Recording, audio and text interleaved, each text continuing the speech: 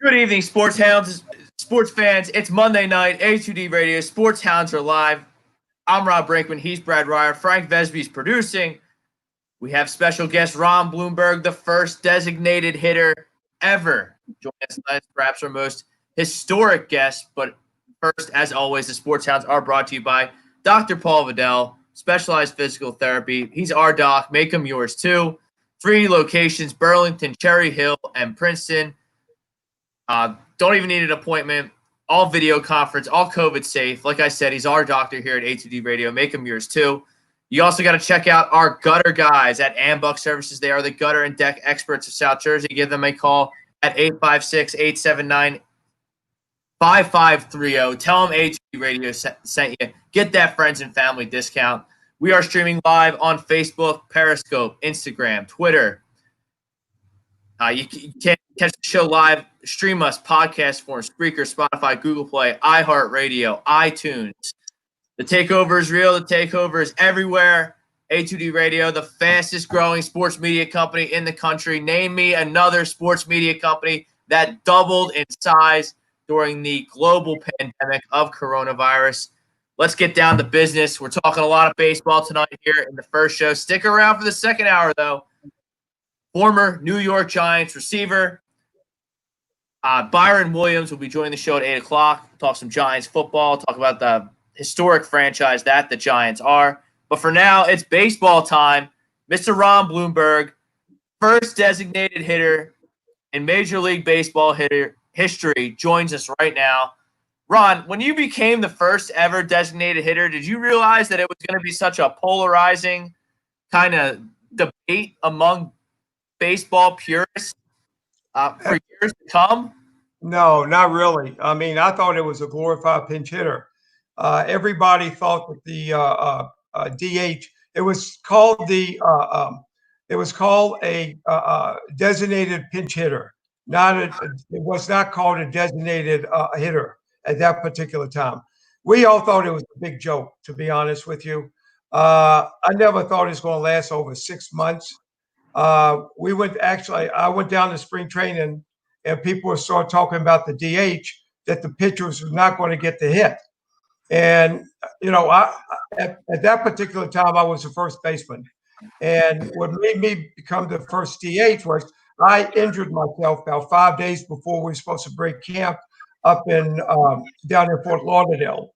And I pulled a hamstring, and Ralph Howe came up to me and said, we could put you on the disabled list, or we could see if you could play. And if I go on the disabled list, we have 1-year contracts. And right off the bat, I was thinking about Wally Pipp, Lou Gehrig and Wally Pipp. And I said, there's no way I'm going to come out of the lineup. So basically, when I was flying up with the team, Ralph and Dick Howells and Elston Howard came up to me and asked me, we're going to have you pinch. We're going to have you be in the DH up in Boston against Louis Tion. I said, absolutely. So I got up to Fenway Park, went to the stadium, saw my name on the lineup card. It says DH. I had no idea, to be honest with you, what it was. I was talking to Elston Howard. I said, Ellie, what do I do? Because I never did this down in spring training because I was playing first base. And the only reason why, like I said before, I was a DH because I had a hamstring pull. So basically, he said, just go up there to hit, and you come back after you hit. So got up the first inning, got a walk, drove in a run. So I screwed up the game. That's the day that I screwed up the game of baseball. 23. I really messed it up. Was it a big transition for you to just, kind of sit there on the bench for 3-4 at bats rather than, having to go out and play first base, then come in and hit? What kind of adjustment was that for? Oh, it was terrible, to be honest with you. Oh, it's terrible. I mean, your whole life you've been playing. And, the only people that used to go hit basically was the guys that could not hit. And so, what I basically did was I sat next to Elston Howard, and I sat next to, Ralph Howe. And I'm saying to myself, what in the world do I do? So it was actually cold. Fenway Park in April is very, very cold. Yeah, and it is. Day game. It was a day game. It's probably around about 38, 39 degrees, and I'm miserable. I'm sitting there, right? And Ellie told me, well, why don't you go upstairs up in the locker room and stay warm? I said, okay, I'll do that. So I went up in the locker room, and I don't know if you ever been to Fenway Park up in the locker room before. So I'm sitting up there, and all of a sudden, Vince, who's a clubhouse guy, started bringing all the food out. And the food after the ball game, all the deviled eggs, Polish sausages, and everything like that. So I said, hey, this is great. I get the hit, stay warm, get up in the clubhouse, and eat, and listen to the game. So that's basically what I did, to be honest with you. I sat down with no TVs. We had no TVs at all. So, I'm listening to the game. I'm listening to Rizzuto and Bill White. Okay, so I'm sitting down, and so I'm start thinking, gosh, I'm going to get up to bat in the third inning. So I run down there, had my bat warm, and I said, Ellie, it's my time to hit. No, he said, you sit down.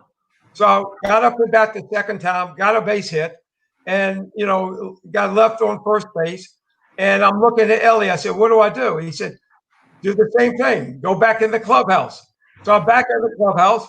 I'm starting eating again. So I'm saying, this is not that bad. Being a PH now is pretty good because you're making millions of dollars. I mean, we're making like $100 a game when we played. So, I mean, it was no big deal. We had 1-year contracts. These guys had 4-year deals. So, I mean, that's what I did. It was to be honest with you, it's a major adjustment. It really is. I did not, to be honest with you, I never thought it was going to exist. I mean, I don't know if you remember the designated runner, Herb Washington in Oakland. And, that lasted for a short period of time because a Charlie Finley adopted that. And then the DH, look at it now, 48 years. And, I mean, people don't realize it's the highest paid position play in the game of baseball. We got Edgar Martinez being in the Hall of Fame. David Ortiz from Boston, of course. I think he's going to be the next Hall of Famer.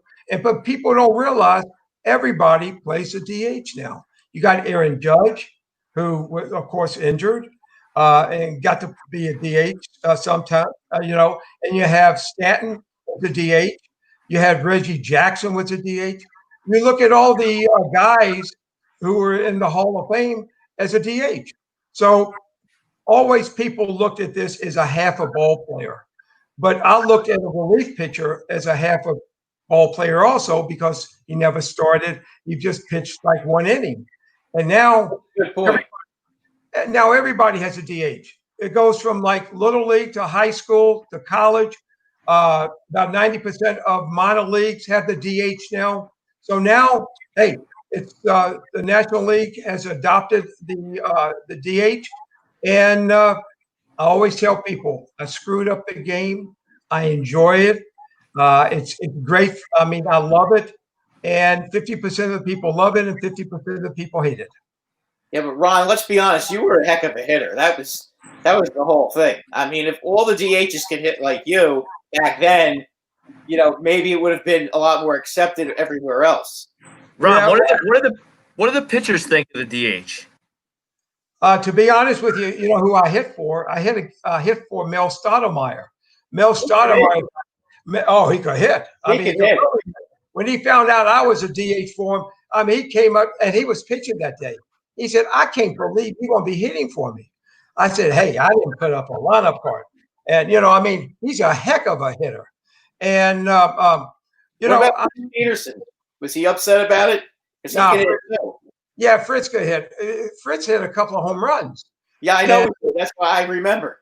Yeah, Fritz, I mean, he wasn't, it wasn't as bad for Fritz as what it was for Mel because the pitchers at the first of the year, they always have a game. Whoever got the most hits would take the guys wherever they want for dinner, and the steakhouse, chop, any place, and they would tally up all the hits, and so they couldn't do it that year. And in 73. So, I mean, I screwed it up. I screwed up the guys but the guys now, the pitchers hate to get up the bat now. You look at Tanaka, what he did, a few years ago, he pulled two hammies when he was running down the first base. I remember. And, I mean, yeah, I mean. Remember Chin Mei Wang? Hey. He ruined his career running the bases. Remember Chin Mei Wang? Oh, yeah. The guy from Taiwan? Oh, absolutely. Oh, Yeah, absolutely. He ruined his career running the bases. He was a good pitcher. He was. Oh, he's a real good pitcher.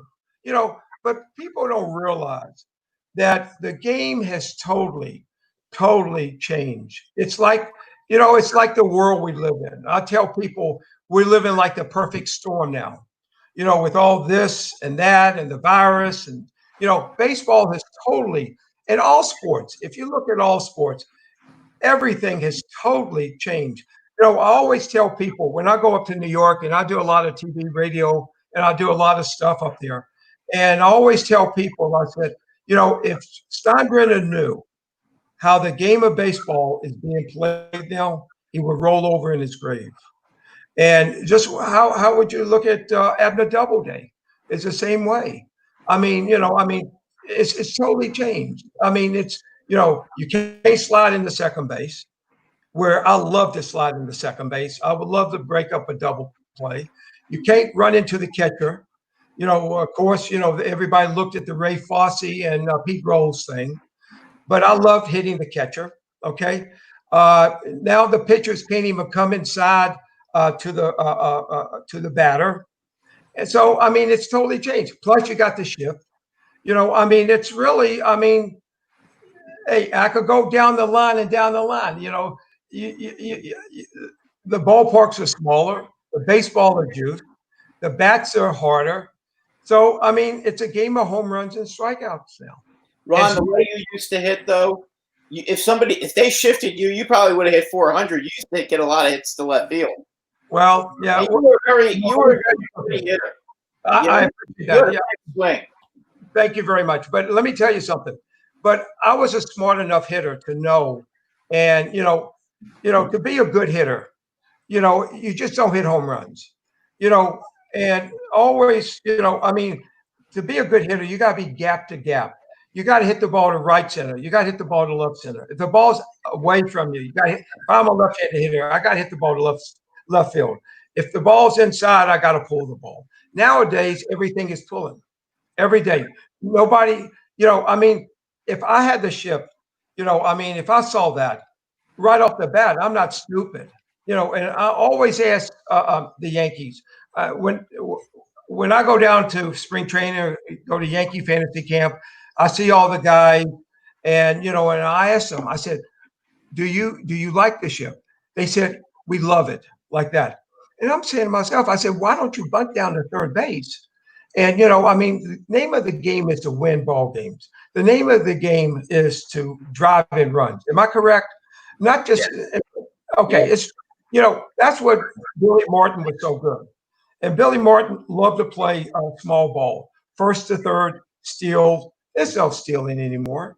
There's no first and third anymore. It's home runs or nothing. I mean, my first four guys struck out almost 1,000 times. So, I mean, it's totally changed. I mean, it was, people always ask me, I talk to Cashman a lot, okay? And I talk a lot. So, if I'm talking, you just butt in, okay? Just butt in. No, go ahead. No, you're good. You're good. I'm talking too much, okay? But anyway, I talked to Cash. I said, Cash said, Joe Madden, started that, and it worked. And we started, calculating. We started getting analytical guys, not baseball guys anymore, that's up in the front office. There's all analytics. And they always, and I look at the managers now, the managers really don't even do the lineup cards anymore. It's all by computers and analytics. Who hit the best off of this pitcher? And then the general manager gets the lineup card and he sends it down to the manager. And that's how they manage. And they know all these things. I mean, I'm not analytical. And I felt so great to be able to come on this show because it scares the fool out of me with all these computers. Because I have no idea how to do all this stuff. I got on Facebook. No, hey, let me tell you something. I really, I tell you about me and the computer. So, wait a second. I still got a flip phone. Nice. And I saw, I mean, I buy 10 of them every like 2 months because I lose 9 of them. So, they just fall out of my pocket and I'll just put another one in and use it. But I'm afraid of, people always said you should have got on to the social media a long time ago. I said, I'm afraid of it. I still use my calculator. I still got a rotary phone at my house. I'm an old man now. This is what I do. I'm an old man, but I play baseball. People always ask me, how do I hit a baseball? I see the ball, I swing, and I hit it. Am I right? And I don't know if y'all play stick ball before. Y'all probably play stick ball. Nobody ever taught you how to hit the stick ball. Am I right? Nobody taught you how to do it. You did it yourself. Yeah. But nowadays, everything is computerized. All the DHs that hit up in the big leagues, they got their computers. I know that, I talked to Jason Giambi and I talked to all these guys who was a DH with the Yankees and Nick Swisher sometimes when he was a DH. And what they used to do, they used to take at bats and they used to run down and look at computers and see what they did right or wrong. And Cashman, many, many years ago, asked me, would I be interested in being a hitting coach? He said, what is my philosophy? I said, it's very simple. I make life simple. I see the ball, I swing, and you hit it like that. He said, no, we can't use that.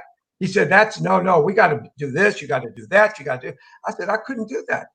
I mean, I had to do what came naturally to me. And that's how I play baseball. That's how I play sports. Well, I'll tell you what, Ron. You did a hell of a job hitting. I do have a couple of questions for you because I know you when you were coming up, Thurman came up and Bobby Mercer and Roy White came up. And I thought that Yankee team was pretty much getting on their way when you came up. I mean, they had a pretty good hitting team. I think they just really needed a real good right-handed hitter to become that feared team. I think that was the one thing because you guys were all good hitters, but you were all left-handed. And I can remember teams going into Double-A to bring up left-handed pitchers just because they were afraid of you guys hitting the ball into the porch. Oh, absolutely. And if the Yankees would have had that big right-handed hitter, I mean, not even necessarily good, but like a Jim Ray Hart in his prime. Yeah. Okay, a guy like that on the team. Jim Ray Hart played with us. I know he did. He was, with the Giants, he was a great hitter. Yeah, no, when he was with the Giants. I mean, I'm talking about when he was with the Giants. With the Giants, he also lost a lot of home runs in Yankee Stadium that year too. Absolutely, but he would hit you a lot of home runs. But you just don't look at Yankee Stadium. I mean, you have to look at other stadiums also. Well, we just did not have that power right-handed hitter. Yeah, I think that was all you needed, really. Yeah, you had the pitching, you had Sparky. I mean, you had good hitting up and down the lineup. But for whatever reason, I mean, when they brought in lefties, it's harder to pull lefties, and you guys had to go hitting the ball to the opposite field all the time, and it wasn't as easy in Yankee Stadium to hit a home run. I mean, that was tough. No, it was really, really tough. People don't realize Yankee Stadium it's a long ways out there. It was 457 when you were playing. It was 457 to left center field. Oh, yeah. It was a long ways out there. You go out there now, even now, I'm 72 years old. I go out in Old Timers Day, and, it still takes me like 45 minutes to walk from home plate to center field. And, so I go out there, and I'm looking out there. I said, you know what? Just think, this is like 370, and we played on 100 feet farther than they did. We didn't have the bats. They use maple bats now that are basically so hard. We had Adirondack and we had Louisville Sluggers. That's all we had. And these guys, I go in the clubhouse. These guys have 200-300 bats. We were allowed to have 12 bats a month. If we went through 12 bats a month, if we didn't have any other bats, if we went to our traveling secretary and said, order some more bats for us, he couldn't do it because it came from the front office. We would have to use someone else's bats. And people don't realize nowadays they get like X amount of bats a day and they just throwing them out. I'm like, I said, don't do that. I said, that's wonderful. These bats are great. And, but back then when we played, it's a lot different. But I wouldn't, let me tell you something. I wouldn't take what we did in the time that we had with our team, the Bronx Zoo, the guys that we had on our team, we had the greatest bunch of guys in the whole world. We had fights every single day, but we loved each other. That was a fun team. That really was. I mean, I remember when you guys got Greg Nettles, that seemed to change the whole team. Am I wrong about that? It just seemed like when they brought him in, and then they brought Chambliss in not too long after. I think the next year, right? Yes. Yeah. When they made those two deals, it just seemed like the team really started to get solidified. See, we really didn't have a third baseman. We had Celerino Sanchez. Remember Celerino? We had he could field, but he was not a big hitter. No, not a big, but great hands. I mean, and I just did an article on Facebook about him a few days ago. He had the greatest arm I've ever seen at third base. And I mean, his arm was actually gold, but unfortunately he couldn't hit. I mean, it wasn't like, we got him from the Mexican League. And unfortunately, the Mexican pitchers are a lot different than they were up in the big leagues. So, I mean, he did real well there, but his defensive play was unbelievable. But we needed, when we got Nettles, when we got Puff, he could hit. Plus, he was a great fielder also. He was a great fielder too. And he was a great teammate. And, and he could play. And, he was a team player. See, back then, we had the team that, basically all the guys on the team could play. They could play. And they knew their role. And that's what we did. But when I first came up to the team, when CBS owned the team rather than George owned the team, it was totally different. It was like night and day. CBS did not want to pay for anybody. They didn't want to trade for anybody. They didn't want to bring up people. They didn't want to spend any money. That's why when I got drafted in '67, when I went to the stadium, it was like 4,000 people at the stadium. But when George came in, George sat us down. As soon as he got to the stadium, he brought his minority guys. He came down and he sat us down. He said, okay, whatever you need, I'm going to bring a winner back to New York. And I'm going to bring a championship back to the Yankees. And well, Gabe Paul had a lot to do with it, I think. Gabe Paul was a heck of a general manager. Was he there for you? Oh, absolutely. Let me tell you something. What he did for me in '73, I had 329, right? Oh, I remember that year. You were at 400 at the end of June. Yeah, and he gave me a $500 raise. And then the next year I hit 311, and he took my $500 back. And the next year, I hit 301. They wouldn't even talk about a raise to me. But that's how it was. I mean, hey, but Gabe was good. Let me tell you something. He's Jewish. Not anything. Yeah. I didn't know that. Yeah, he was. Yeah. He wouldn't tell anybody that, but I knew it. But he was always great to me. Gabe was, he came from Cleveland. He came from the real good teams from Cleveland. And when he came over to New York, he came with the, with the new owners, with George. And when George came in, George cracked the whip. Well, we knew what we had to do. If you didn't do it, you're gone. Believe me. We remember that. What does that do? What does that do for the psyche of the team to have a general manager and an owner that are so player oriented, so results oriented? you see some of these small market teams. I don't want to mention any names, but it seems like all they care about is the bottom line, which was a problem in the negotiations and trying to get baseball back. So what's that like to have an owner like a Steinbrenner that cares only about wins and losses as opposed to his bottom line? See, you deal with George. George came from a lot of money. George had a lot of money. The group had a lot of money. Okay. But he wanted to win. But the only thing about George, let me tell you, the only thing about George and Gabe, they really look at, each and every at bat. If you look foolish on an at bat, George would be, I have seen him many, many times contact Billy Martin and said, I hate how this guy's swinging tonight. Go get somebody else. And Billy would just slam down the phone. Billy would just slam down the phone. Yeah, I could. But but that's what he was. George. Let me tell you something. If you don't give 120% for George, you're gone.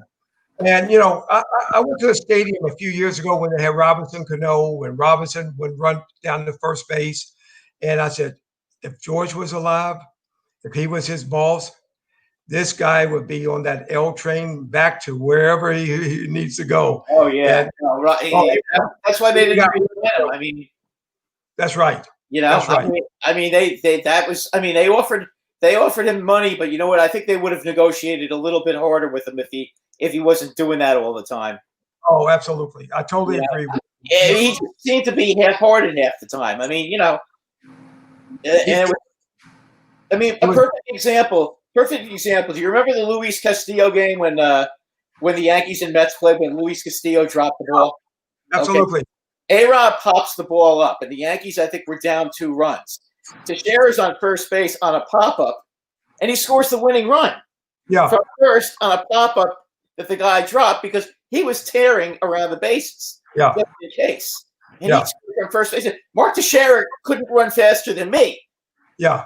I mean, and he scored, which was would have been a third. Let me tell you something. Cano was such a great athlete. I mean, I don't know if I love to watch him play. He was so smooth. You know who he reminded me exactly? The guy that was my idol to watch when I was playing, and not Mickey Mantle was my idol, but the guy that I would go out and watch him take infield in batting practice was Rod Carew. Rod, he was unbelievable. Yeah, he was so smooth. And Robinson Cano is the only guy that I have ever seen as smooth as Rod Carew. And he was beautiful when he fielded a ball. He was just so smooth. It was just like silk. When he used to run and when you used to really run, he was like a glider. He was like he could run, no question. He could run. He didn't want to. When he got to, when you make millions of dollars, it changes a lot of people. And it did change him a lot. Yeah, Soriano did that too, and look and he ended up gone too. I mean, that's you can't play that way. Yeah, but a lot of guys, money changes a lot of guys, and it really does. Unfortunately, we didn't make a lot of money, okay? But we had so much fun when we played baseball. We were like a family. I mean, we really were. And my best friends on the team was from Mickey Rivers to Catfish and Thurman. Was my best friends, and we used to do things. We used to go out to dinner together. We used to ride to the ballpark together. Nowadays, they take their limos. They take their drivers to take them to the ballpark. They got their Rolls Royces. Now I'm looking at all these guys. They put up on Facebook what kind of cars they drive in, Maseratis and Ferraris. And, it's amazing. But hey, it's more power to them. They don't understand what Marvin Miller did for these guys. Marvin Miller made these guys all the money. I didn't make them money. He definitely Marvin Miller made the money for them. And Marvin Miller should be in the Hall of Fame. Isn't he going to be in the Hall of Fame? Was he supposed to? I thought he was already in. I don't think so. No, maybe I'm wrong. I thought he was already in. I mean, he changed baseball, no question. I mean, totally changed. Kurt Flood, and that was the end of it. Totally changed. We're gonna check on it. Ron, you mentioned Rod Carew, you mentioned Mickey Mantle as kind of two guys that you really idolized. Is there anybody in today's game that you're especially fond of watching them play? You talking about a player? You talking about a pitcher or Player, wherever you want to take it. okay? You know who I like? I like from the Yankees. I like Torres. I really like him. I think he has a character to be a star. He could hit and he could play. If they move him to shortstop, and I'm going to, I'm looking at him as a shortstop. I don't think he has a range. I think he has too big a body down below for to really move. He's not like a Derek Jeter, who Derek didn't have the greatest arm in the world, but he had great footwork, and he knew how to play shortstop. I think Torres would be a super second baseman. He reminds me of a hitting Willie Randolph, and with that type of range at second base. But he's just 21 years old. He's a baby, and he's but he's going to learn. And who I really liked a couple of years ago was Gary Sanchez, and I like Gary hitting wise. But then he started pulling the ball and pulling the ball and pulling the ball, and then all the strikeout thing. And you just, you can't be a good pitcher is going to know where to throw a hitter. And, you're going to throw somebody on the outside part of the plate, and he whiffs at every pitch.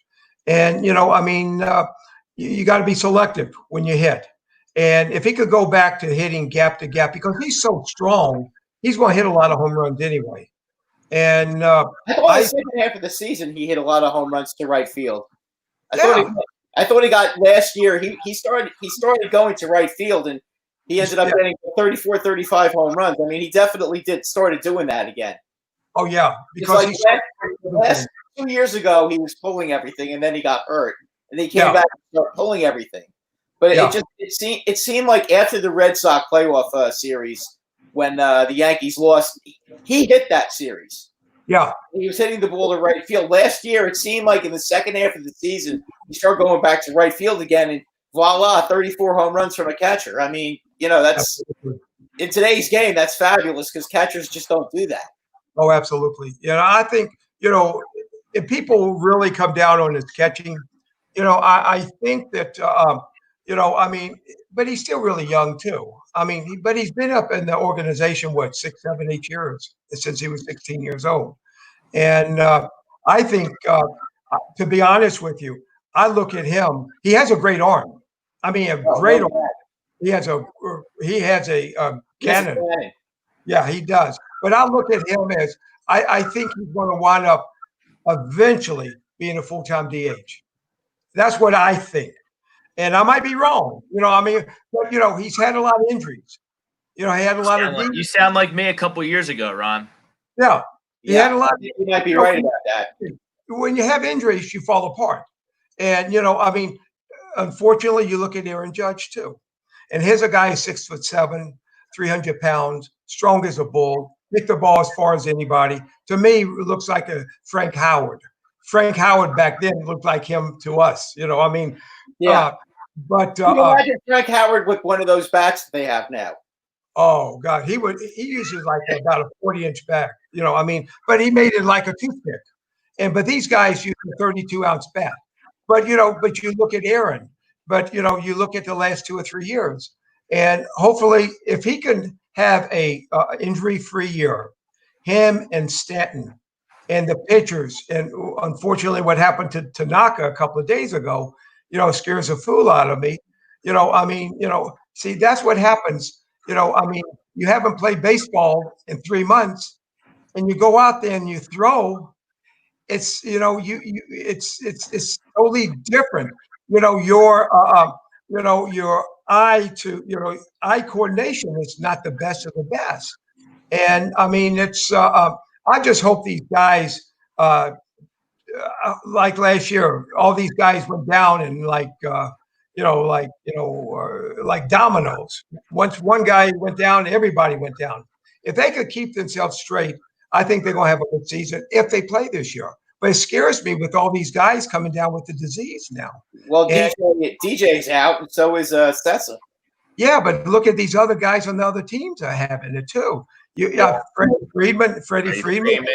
Aaron Nola has been quarantined. Yeah. Phillies there. That's tough. Yeah, and a lot of players don't want to play. And, they have their, they could play if they want to. Markakis down in Atlanta. I'm down in Atlanta now, and it's a whole big thing about him. He doesn't feel like playing because he spoke to Freddie Freeman yesterday, and Freddie Freeman, I don't feel real good. And he said, I'm not going to, take the risks of this. But these guys, you know what? Let me tell you something. We would have to play because we had 1-year contracts. If we didn't play, we would get sent down to the minor league. You get sent down to the minor leagues, you got a 98% chance you're never going to come back up. Believe me. But these guys got a 4-year deal. And, if they don't play this year, they still got a $70 million contract. And it's not going to hurt them. But I'm not taking it away from them. That's what the game of baseball is. But, it's a lot of openness. It's a lot of changes. The sports, I don't know if you watch all the sports. I'm a major college football fan. And, I don't even know if there's going to be college football this year. Is everybody like – Yeah, I don't know. Like, Clemson just had 23 guys. Yeah, whole team got it, yeah. Yeah, my son's a team doctor down at University of Miami. And, in Miami, Florida has – it's spiked up like 100%. Plus you can't go to the stadium. What I've been doing every morning, I go work out in the gym every single morning. It's clean. It's in good shape. And, when I go in there, I watch the Korean baseball game, and they got 3 letters on the back of their jersey, and there's no way in the world I know who they are, and they look the same to me. And also, and then you got the cornhole thing. And so, people just want to, people want sports. People need to go out and do something. They got to do something where they're active and be smiling again. That's what people need. Yeah, it's almost, I'm so desperate I watch Premier League soccer now. Oh, that's depressing. I couldn't watch that. I can't watch soccer. I did a commercial. The big thing with me, I did a commercial in '73 with Pele. Remember Pele? Yeah, of course. I did a commercial with him, and what he was doing with the soccer ball was the most incredible thing in the whole world. We're downtown doing a commercial, and he's doing stuff with the soccer ball with his feet and his head. Just like it was incredible. But he was the best. One of the best. And but I can't watch soccer. I'm sorry, I can't watch soccer. Yeah, it's hard to watch a whole. It's hard to watch a whole game. No. I'm fiddling with my phone and taking a nap, and it's hard to. How do you know where the ball's? The ball's out of bounds like 90% of the time. Yeah, the stoppage time. It's like if the home team's losing, it seems like they always get extra time. You know what's a good game? Rugby. Huh? Rugby's a good game. Oh, is it? You watch rugby? No. Oh, yeah. Yeah, up at Camp Nashua, where I stay. It's getting late. We got some rugby players up there. And really? That's a really nice game. We got a lot of counselors from England. And, of course, England is real big cricket and also rugby. And hey, with all this craziness like this, you like any sports now. I like anything. You're right about that. Yeah. Definitely. Ron, you were actually a manager overseas in Israel in their inaugural season. Pretty good record you had. You're also inducted into the National Jewish Sports Hall of Fame in 2004. Can you talk about those two accolades for us? Well, I was in Israel. I went over there in 2007. My managers over there was Art Shamsky and Kenny Holzman. And we had about 4 other guys who was managers that they came from different leagues. You wouldn't know who they were, okay? But we went over there. We're the first team to ever been over to Israel. but it's totally different. People think, we have Israelis on our baseball team. You have to take 2 Israelis, and the rest came from like Germany, Canada, Norway, and different teams like that.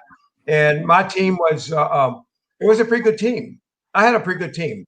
I had 2 guys get. I called up cash when I got back from Israel, from Tel Aviv, and I told them about 2 players.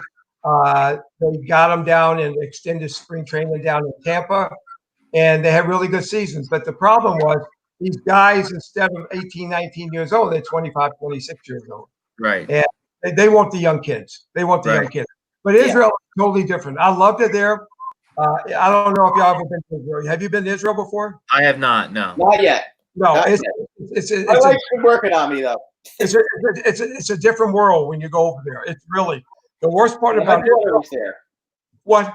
My daughter was there. Oh, really? The worst part about Israel is the food. The food was the worst. I couldn't eat their food. I lost 25 pounds when I went there. I died. My teammates died when they went there. They like the steaks and rice and beans and potatoes and stuff like that. They have nothing like that. It was too greasy. The food was too greasy for me. People like that. People love the food. But I was not used to it. I'm used to like okra and black-eyed peas and fried rice, rice and gravy, Salisbury steak. That's what I'm used to. I'm a Georgia redneck, but I loved it over there. The people over there was wonderful. We won the championship over there. I beat the Modine. I beat Art Shampsky's team. It was wonderful. That was great. And and being elected to the Jewish Hall of Fame in 2004 was a big honor. It was myself and who else got elected? I forgot who else got elected, but it was a big deal. Nowadays there's a lot of Jews. When I played, it was like myself, Orshamsky, Mike Epstein, people like that. Did Norm Miller play when you were playing? With the Mets. He came up with the Mets. No, Houston. Houston. He was Houston. Houston. And we had Mike Epstein, we had Kenny Holzman, we had myself. It was, it was great. It was, I was very proud to be a Jew and, to live up in New York. I had an opportunity to do other things with athletics, but when I got drafted #1 in the country in '67, right off the bat, I said, this is my place. I got drafted by the Yankees, signed with the Yankees, and I died, I bleed blue. And I believe blue all the way. You do too, don't you? You believe blue all the way too. Brad does. Oh yeah. Oh my God. I'm a Phillies fan. That's okay. But you got Joe Girardi, so we're excited. Yeah, but it's really going to be funny with 60 games. I'm looking at the schedule. I don't know how they're going to do it. Even if you win the pennant, is it going to be an asterisk? Is it going to be like a whole World Series, or Ron? Depends on who wins. If the Yankees don't win, there'll be an asterisk. Yeah, it will be. Right. If the Yankees win, there's no asterisk. Let me ask you a question. Seriously, do you look at this season? Okay, if they play games, let's say hypothetically, they don't have, right off the bat, the good part about it is you watch it on TV, you can hear the ball pop against the catcher's mitt. Yeah. You can pop. People gonna love that. But when you hit a foul ball, it's going to clank, clank, clank in the stands, right? It's going to, it's going to be different for sure. Yeah, but they allowed, but what they do is, they throw out each and every pitch. Don't they have to change balls each and every pitch?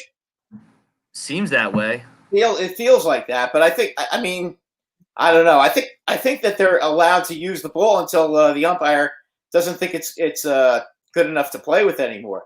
No, not these guys. No, these guys throw up in the stands, but you can't throw it up in the stands now because they clank. You don't have any stands up there. You don't have any up there. But I like Philly. Philly has, let me tell you something. They got an up-and-coming team. The Phillies going to be a good team.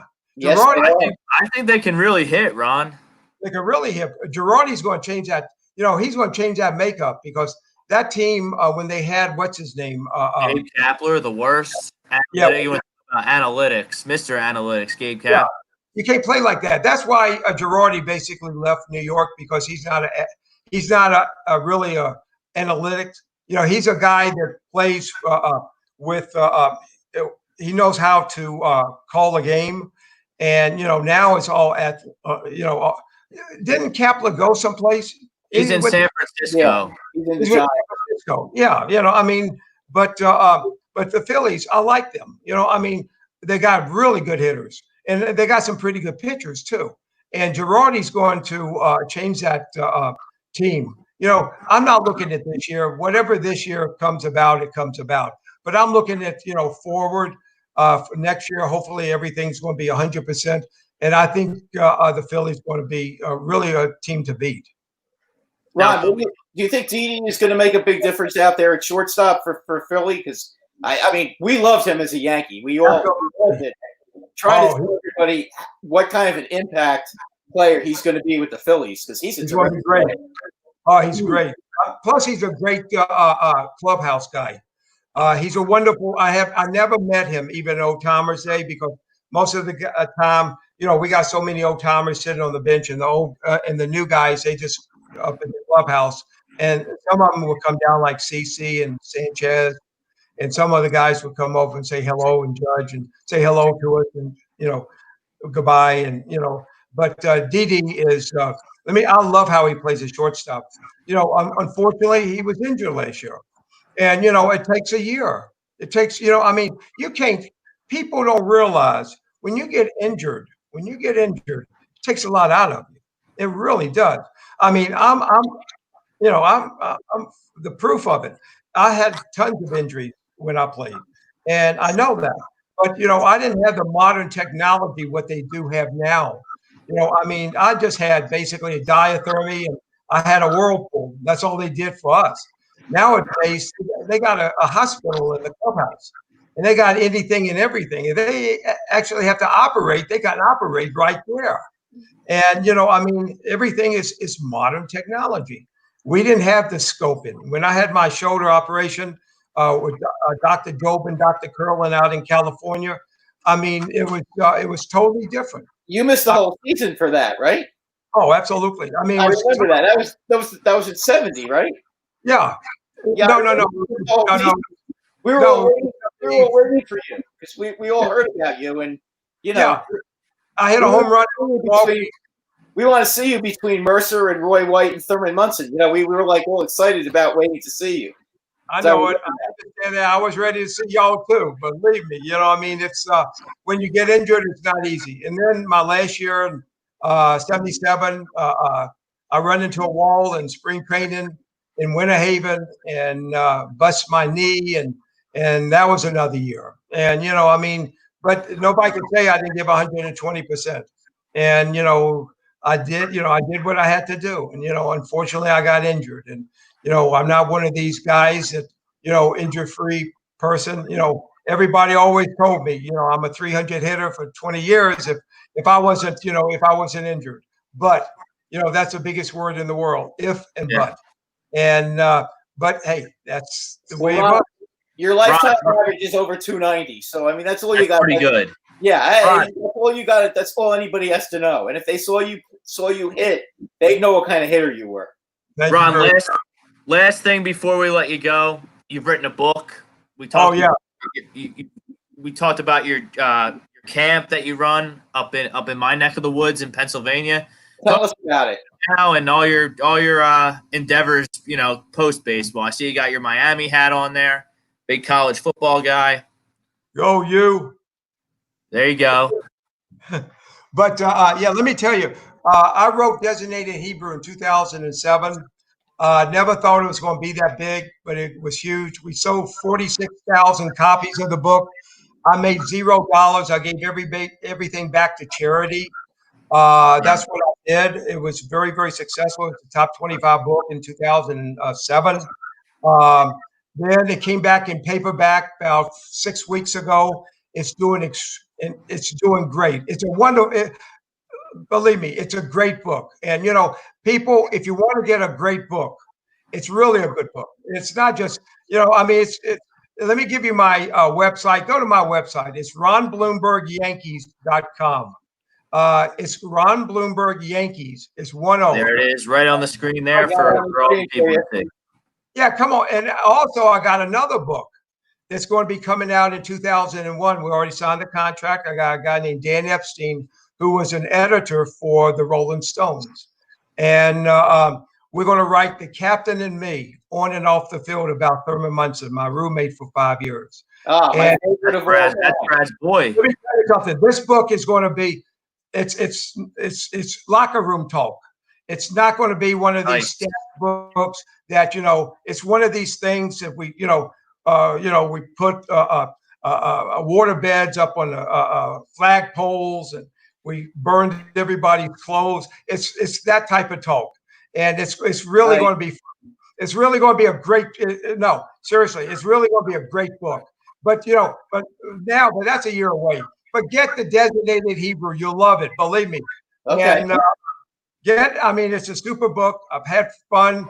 It's been on the market for a week and already sold about 6 cases of the book. And people love it. And it's fun. And I donate everything back to the first responders. So go get the book, big guys. We absolutely will. You got two more tales coming right here. Camp, Ron? Najee Cedar Lake. Do what? The Y camps in Milford. What about that? Pennsylvania. It's Najwa and Cedar Lake. It's wonderful. Unfortunately, it's not there this year, but it's the best of the best. I've been there for 18 years. Hopefully, I'll come back, and I love it. I love to be with the kids. I do a lot of stuff with the Steinbrenners. I'm up at the stadium every single week when the team's in town, and unfortunately, that ended this year. But you know what? Everything is bad so far, but it's going to end up in a good way. And whatever goes up comes down, and whatever comes down goes up. So we're going to have a great second half. It's going to be wonderful. And it's great to be able to talk to you, finally get to meet you. And I hope you had I didn't talk too much. No, not at all. We really appreciate you coming on. Great stories, great insight. We really appreciate you coming on. Thank you. Thank y'all very much. We'll definitely talk to you on your website too. Oh yeah, talk to me on the website. But tell these people get the book because they love the book. They love the book. No one's better at social media than us. We got you. Thank y'all very much. Love y'all.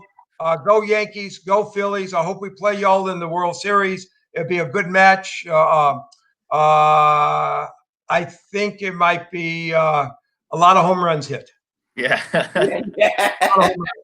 It'll be fun. It'll be fun. Thank y'all very much.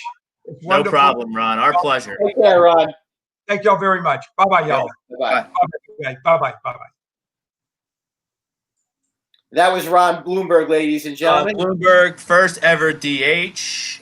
Well, how about your boy? He was roommates with your boy there for 5 years. That's a good book to get. Yeah, no, I really want. That's your favorite.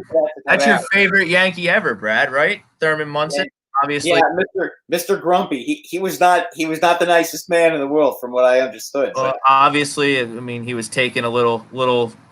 He left us way too early, though. Unfortunately. What were you saying? A stat with him? He hit like 6 home runs one year, but he had 130 RBIs, something like that. Thurman Munson one year had 9 home runs and 103 RBIs, I think. That's unbelievable. Well, every time somebody was on second base, they scored. He'd knock them in. I mean, listen, let's be honest, okay? He had Mickey Rivers and Willie Randolph hitting ahead of him, okay? Yeah, so they were on base for sure. And they could fly. I mean, they were jackrabbits. So if either one of those guys got on base, they were on second base pretty quickly. You know, I just love when a esteemed guest like Ron Bloomberg or any of the other guys we had on echoes the sentiments about Gary Sanchez that I've been saying since 1360 WNJC, Brad. Guys, about him being a DH? He's going to be a DH. I've been saying it for years. I think he's going to be a first baseman because I think Stanton is going to end up being the DH. But you know, that's not going to happen yet. I do think he's not wrong though because they drafted a left-handed hitting catcher who's But the thing is, the guy's supposed to be. Who the hell knows about that guy? Huh? Who knows about that guy? Yeah, but he's supposed to be just like Gary. He's a great hitter, but they don't know about his catching. So who knows? I mean, we'll see. Gary still has time to become a real good catcher.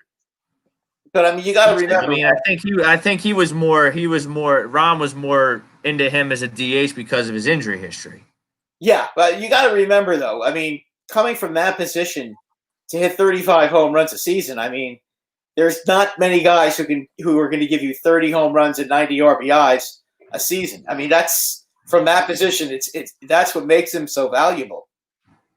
All right, and we have. We're lucky enough to have JP Realmuto. Okay, and he's a terrific player and he can hit. But I mean, other than him, really, who's going to hit? Who hits like that and can throw? I mean, Gary can throw. It's no. not. I mean, Wilson Contreras in Chicago. I mean, he's okay. I would put him a tier below. You know, he's not a hitter. He's not a hitter like Sanchez or Realmuto, though. No. And Grandal is probably defensively. He's worse. He's worse than Sanchez defensively. And then Marvin Miller is in the Hall of Fame, ladies and gentlemen. He was inducted this year. I thought he was already in the Hall of Fame. And then backstage, we do have Byron Williams. We're going one guest into the other. It's New York night here on the Sports Hounds. Hey, there he is. Receiver, Byron Williams. Hey, Byron, thanks for coming on. Hey, how you guys doing? There we go. There's Byron Williams. Hey, thanks for coming on. Looks like you got your little man cave there with your Giants, man. And now I know how Brad feels. Hey, you want to see my man cave? Let me show you my man cave. Yeah, let's see it. Let's do this. I want to show you something about my man cave. If you can see some of this stuff. Baby. Taylor. You see why? You see why? Y.A. Tittle. Buddy of mine actually has the same picture. You see Sims and Eli? Oh yeah, I see Sims and Eli there. That's me right there doing a little catching and some over there. There you go. I see your jersey. I got some stuff all over the place here. I got a little tiger. I got a little tiger over there, and Tiger. I got a little stuff in here. Are you a golfer, Byron? Then I got the Masters right here on the Palmer when he won that Masters in 2004. Then I got Theo and Michael Irvin. I did a lot of football camps. I don't know. Yes, I read that. Uh-oh. We lost Byron. He'll be back. Don't worry. Back. He'll be back. Now I know how you feel. We've got New York night here on the Sports Hounds. Now I know how you feel when I'm ramming Philadelphia down your throat every week. It's a lot. Yeah, but it's a lot of fun though, Rob. I mean, it's always a blast. I mean, but Byron was. I'll tell you what. He had some great speed. He was one fast guy. Real quick though, Brad, just to wrap up our baseball talk before we get Byron back here. Second series of the season, Brad. We're going to play hold on, I have it right here. We open with the Marlins. You obviously open with the defending champion Washington Nationals. But right after that, Phillies are going to do a home-and-home 4-game series with the New York Yankees. So right off the bat, we're getting some Phillies-Yankees stuff. 2 in Philadelphia, 2 in New York. As Boomer said, there's going to be a lot of home runs. Yeah, I'm betting the over. I'm betting the over in every Phillies game. Yeah, that would be a good idea. Because we got Nola on some type of – he doesn't have COVID, but he's on the COVID quarantine list. I'm not sure what's going on with that. And, this pitching staff is one COVID case or injury away from really being not very good. I think they have just enough to kind of sort of contend right now. But if something happens, they don't have the depth that the Yankees or the Nationals or those powerhouse teams do. So well, I'll tell you what. They're going to hit their way to the playoffs, which I think they're certainly capable of doing. They can definitely hit their way to the playoffs. And I'll tell you what, Didi Gregorius is going to make a big difference in Philadelphia. I mean, he is really, really. If you take a look at it, okay, he had the Tommy John surgery, and then the guy still ends up in like 60 games. He hits, I think, 16 home runs and 60 RBIs. I mean, I know he only hit 238, and that's low for him. But, I mean, the production was there. And that was after a really bad injury. He's going to have. Let's put his offense to the side for a second. He's a superb. He is tremendous plus defender. Which the Phillies, all due respect to Gene Segura, the Phillies didn't have an engaged defensive shortstop last year. Lot of mental emphasis for Gene Segura last year. Didi's got so much. I mean, we watched Jeter all these years, and Jeter was very good going towards third base. Okay, I have to tell you, there's not too many Yankee fans that are bigger Yankee fans than me, but I got to be honest. Going towards second base was not his strength. Okay, Didi Gregorius can catch anything, anywhere. I've seen him catch pop-ups in the middle of left field. When Gardner wouldn't see the ball in the tough Yankee Stadium left field, I've seen Didi go out into mid-range left field and catch the ball. I mean, that's what kind of range this guy has. He also has a terrific arm. Hopefully, it won't be too screwed up from the Tommy John surgery. But he had a terrific arm. That was his non-throwing arm, if I remember correctly. Was it? Oh, that's good. Good. Okay. If it is, then because I remember him and Gleyber Torres both had Tommy John surgery. One of them had it on their non-throwing. That was Gleyber. Okay, so maybe I'm mistaken. Yeah, I'm not sure. I'm not sure about Didi. I mean, but hey, he's not a pitcher, No, he's not. He didn't need an arm to throw shortstop to first base, but. I'm excited to see that jump. There we go. We got Byron back. We're back. Yes. Hey, Byron. Very impressive man cave there, sir. Yeah. That was very cool. I like the Tiger Woods stuff. Oh, yeah. I'm everything. Byron. Right, Byron. So, go ahead, Brad. Okay. The first thing I want to ask you, okay, when you first came to the Giants, was Sims or Bruner the quarterback? Guy Bruner, Phil Sims had broke his thumb when I first got there. Okay, that's what I thought. Yeah. Okay, when Sims finally took over the team, I mean, what was it like? How tough was he to be? Because he seemed like the kind of guy. If you dropped a pass, he probably was ragging all over you, right? Oh yeah, no doubt. Phil was very, he was the leader, and. He was very vocal and told you, what you're supposed to do, what your responsibilities were, and everything. And so you always try to catch his balls. So he threw a little tight spiral too. He was a great passer. Byron, I want to go back. Obviously you're a smaller school guy. You get picked in the 10th round, actually by the Packers. Then you join the Giants. Talk about the process of making yourself a professional football player from a 10th round smaller school kind of pick. You went to the Eagles too, though, right? Yeah, I left Green Bay and went to the Eagles for 4 weeks. I was an Eagle guy for 4 weeks, and Harold Carmack was my roommate, so I got a chance to take a picture with him at this past year's Super Bowl. So just those short memories are really good too. So, but. It was really very challenging to come from a small school because we didn't really throw the ball that much. We was a wishbone college team, kind of like Oklahoma back in the day. And so we threw the ball probably 15, 20 times a game. So I didn't really get the exposure. Didn't receive a lot of balls. Didn't catch a lot of passes in college. So it was different and unique. But once I went to Green Bay and I was around John Jefferson and those guys, I really learned what being a professional athlete was all about. So it really helped me to go to Green Bay and see some first class wide receivers, and that really did help me. What about the rivalries back then? It just seemed back then that the Giants had a lot more serious rivals back then because they were really coming into their own. The Eagles, the Cowboys, the Redskins was always a huge rivalry back then.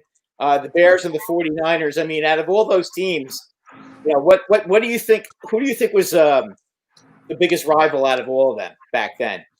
Well, I definitely think it was the Cowboys and the Giants always. The Redskins was real tough against the Giants. In any given week, in the NFC East back then, you could be beaten. So The Bears was tough.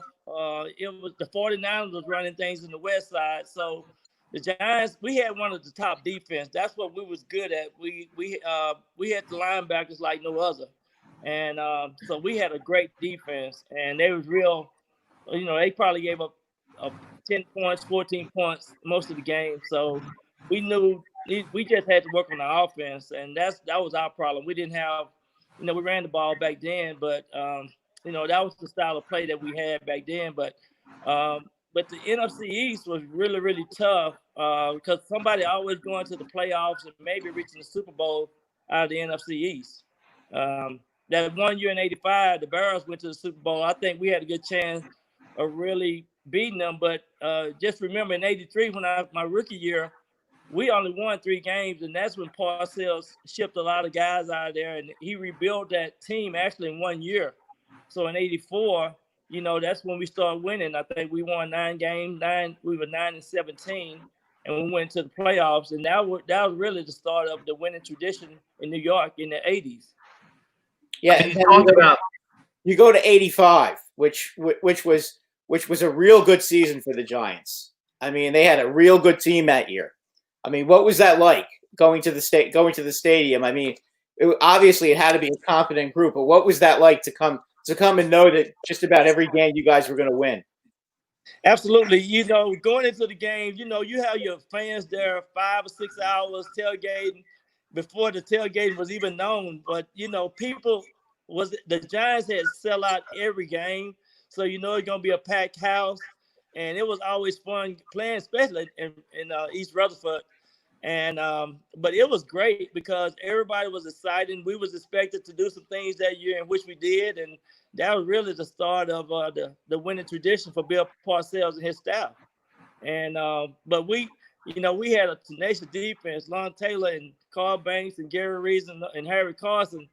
Those guys, they put fear in offenses year round. So I just love watching those games. And of course, that was the year that Lon Taylor broke Joe Theismann's leg, so we was really on fire as a team. What was it like to practice against those linebackers? Man, I tell you, I didn't like it. I had my running shoes on every day, and I didn't want to run the practice team, but a lot of times we had to because we rotated all our receivers. We had like 5 or 6 receivers we already rotated. So it was tough going against that defense every day in practice, especially on a Monday and a Tuesday and Wednesday. Then Thursday, it's a light day, but the first 3 days of the week, you better get ready for some challenges. And one of our fans asked us to ask you about your days at Texas Arlington. Mm-hmm. Okay, so. Well, I was, I was projected to be a pretty good high round draft choice, but I broke my ankle the 10th game of the season, and that hurted my draft status. But I was still able to come back in and run a 4.3. I was running 4.28s, 4.25s, and my best 40 times back in the day was 4.23. But after I broke my ankle, the 10th game of my senior year, it was hard for me to get back down to the 4.2s. I was running a consistent 4.3 40 every time I ran the 40 for the Scouts. Well, that's fast enough, though. That's for sure. Flying. Yeah. What was it like to go? Now, of course, Rob is the Eagle fan. I'm the Giant fan. So right. I guess what we'd like to know, what was it like to go into Philadelphia? Because that's always been a very tough place to play. The fans are like right on top of you, and God only knows what they're yelling at you all the time. I mean, what's that like?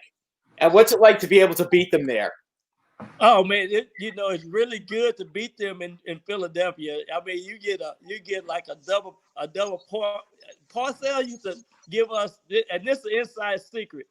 Parcells said, if you guys win the game in Philadelphia, you have the Monday off because you only have 1 day off a week, and that was on the Tuesday. So he gave us an extra incentive to go in and beat them on the Sunday. So we got 2 days off. So, that fired everybody up. So we always going in to try to beat the Philadelphia Eagles. But another thing, too, they had the worst turf.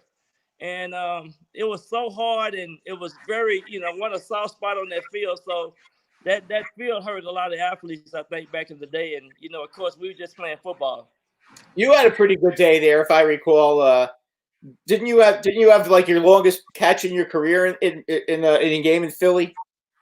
Yeah, I had a 65-yard touchdown. Well, actually, I had my best NFL game against the Philadelphia Eagles. Going into the 84 season, and Phil Simmons threw for his first 400-yard touchdown, 400-yard game, and I had 167 yards of that. But yeah, it was mostly up in the Meadowlands where we beat them. We beat the socks off the Philadelphia Eagles. Yeah, it doesn't happen these days, though, ever. No, unfortunately, it doesn't. No, doesn't happen these days. You can have the 80s. You guys have the 80s. We'll take today. Yeah, I know. And Philadelphia, man, they always been real tough to play against. For some reason, it's a real tough game for the Giants to play the Eagles. It's always one of those chess match games that you never know whoever got the ball last or whoever got the less penalties or something like that wins that game. You always throw the records out the window when it comes to the NFC East. I maintain still that it's the most. I respect the rivalries the most in the NFC East. I think they trump any other division in the NFL. I mean, obviously, absolutely, I agree with that. You've been around. I mean, can you speak to that a little bit? Yeah. For some reason, those teams are so evenly matched. They got a long tradition. They've been playing each other for 50, 60, 70 years, and they just know each other's chemistry. I mean, you have to really it's error-free football. You have to not make too many mistakes to win those games in the NFC East. Absolutely. Byron, the 85 season, when you guys played the Bears, what was it like to play against that 46 defense? First of all, that was the coldest game I played in. It was 46 below. And we was actually in the game up until the second quarter when Sean Landetta was getting ready to punt the ball, and the wind blew that ball sideways, and they ended up picking that ball up for a touchdown. That changed the whole momentum of the game. I think we was in that game until that point. I mean, our defense was neck and neck playing. They wasn't giving up us nothing on offense. Our defense wasn't giving them nothing on offense. And until that special team play, that changed the whole complex of the game, and that's the outcome of the game was actually turned on that one play. Yeah, it certainly seemed that way. I mean, I can remember how their Phil Simmons just never had any time to throw to you guys. Right. I mean, were you guys open? Was there anybody open, or was it just because of the pass rush he had no chance? Because it just seemed like every time he was back there were 3 or 4 guys right in his face. I mean, it was. Yeah, Richard Dent, and Marsh and all those guys, my secretary, they was putting 8 people in the box, it seemed like, and we didn't have much time to throw the ball. And it was one of those games where they defensive plan was so much better than our offensive plan, and so we kind of didn't take advantage of maybe trying to run outside or either try to run some draws or something like that to throw them off. But they played a great game. I ran a reverse and it was negative 8 yards. And I caught a pass, but I did catch a pass for 27 yards. But we didn't hardly have anything on offense to stand on. We didn't do anything that game. Do you think that defense was the greatest defense of all time? I mean, you played against it, so you would know better than we would. I think it was real good just based off the weather condition because we couldn't do nothing but run the ball, and so if it wasn't so cold, it might have been a different type of game. But that defense for game to game that whole year was the number one defense. Undoubtedly, you can't say that they weren't one of the best defenses. And I think our defense, the New York Giants defense, had to be second or third right behind them. So, that was just how good those defenses were in '85. Well, look at it this way. What they did to Eric Dickerson and the Rams the next week was a heck of a lot worse than what they did to us, right? Absolutely, yeah. And plus, absolutely. They murdered the Rams that next week. They were dancing. They were doing the shuffle all the way to the Super Bowl after they beat us. Yeah. Now, I want to shift gears a little bit. Obviously, Patrick Mahomes, the news breaks today. He gets the big 10-year contract, $400 million. No, Who's the best? $503 million. 500. I don't even know what the final numbers were. I saw it's crazy. But I mean, obviously he's a terrific quarterback. Who's the best quarterback you ever had to play with? Got the privilege to play with? Oh, no doubt. Phil Simmons was a great quarterback. I mean, he can throw that ball and he can squeeze it in holes and everything else. But Phil Simmons, no doubt, was a great quarterback. You just think if he played in these multiple sets of offense that these guys playing now, he would have 50,000 yards easy. And it's just the era of football. But Phil Simmons had one of the best tight sparrows you can find out there on the football field. What do you think about all these rules that emphasize the passing game? I mean, how good a career do you think you could have had if today's rules were with your speed, you would have been death against these guys now. Absolutely. I think that with the multiple sets and the mismatching 5 sets and motions and unbelievable throwing the ball almost every play, it would be amazing. Then having a good running back like the Giants have now, it would be unbelievable. You can have field days. You can have 800 yards a game, 700 yards a game, and it would be so much fun. It's very entertaining. So I wish they would have had some of these multiple offenses, back in the day. But it's just time tells all things. But I just enjoy watching football now, so it's so exciting. So you're a fan of the direction of the game with the offense and the rules and all that? Absolutely. They used to throw us and tackle us and come in and hit us in the stomach and kick us and everything else back in the day, spit on us and stuff. But it's a whole different game now. You can't hardly hold the receiver after 5 yards. Back then, they could hold you 15 yards down the field and then break your jaw with a forearm. Yeah. With your speed, seriously, and the fact that they aren't allowed to really touch you, you would have been one of the top receivers in the game if you played in this era. I have no question about it. I mean, you had those long strides, and you were fast as hell. And I just remember you had pretty good hands back then. It's just the Giants were mostly a running team when you played.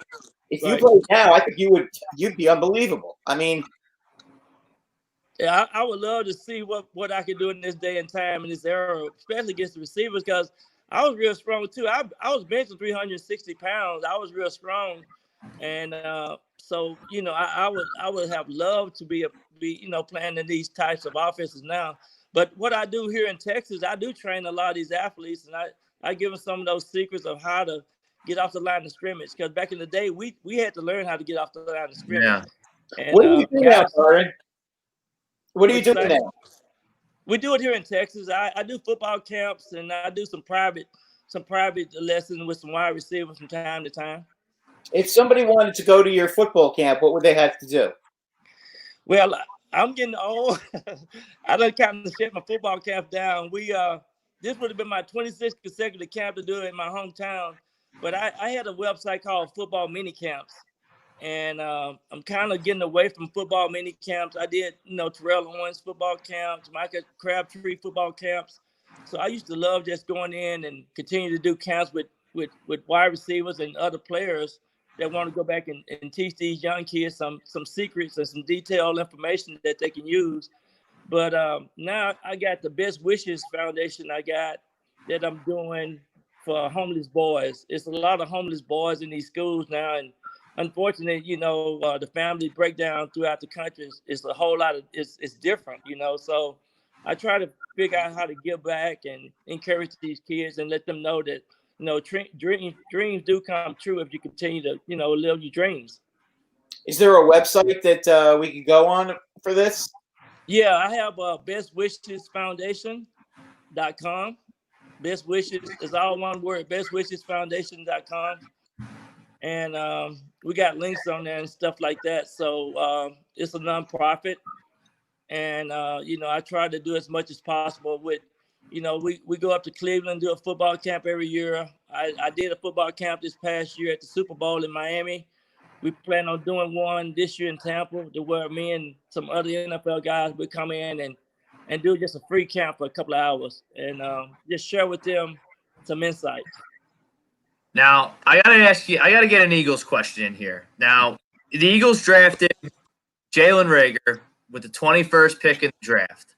Now, people like me, some of the fans are concerned about his lack of experience against press coverage, getting off the line of scrimmage, what you just spoke to. If Jalen Reagor was in your football camp, what are some tidbits you can give him about getting off the line of scrimmage, adjusting to the NFL game? You played all over the place.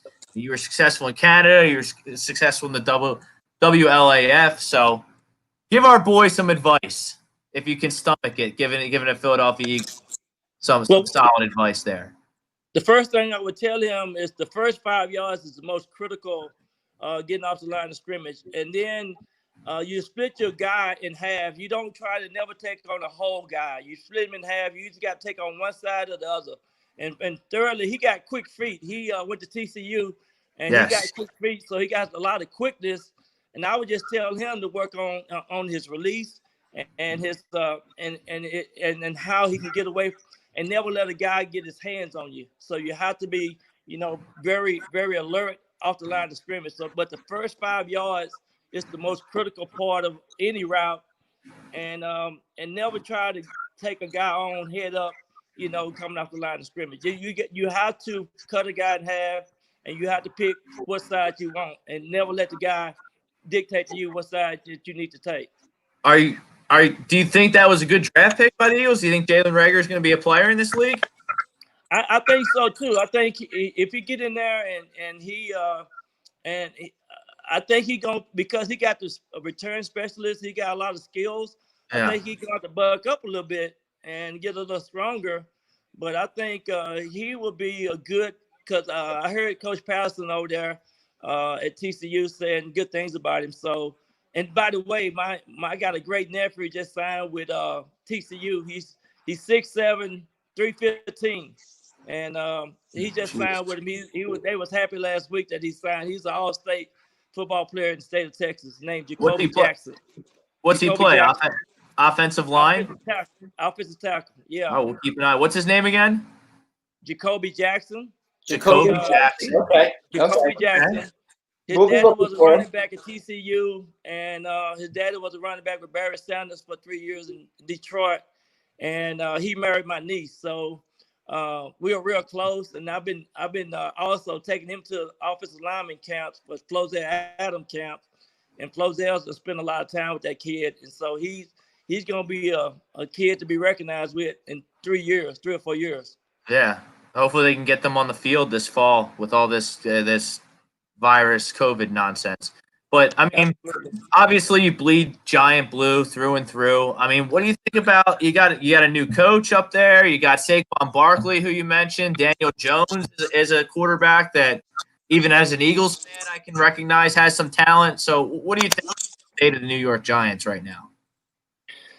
I think they would be very competitive. I think with the offense that they're gonna run. And I think the different multiple sets that they're gonna run, I think they're gonna surprise a lot of people. You can never count them out. Just think this past year, it was in so many games. I mean, it's something about going to New York, and the tradition that we have up there is unique. And the coaches, the players gonna step up. I believe we're gonna surprise some people in the NFC East. I sure hope so.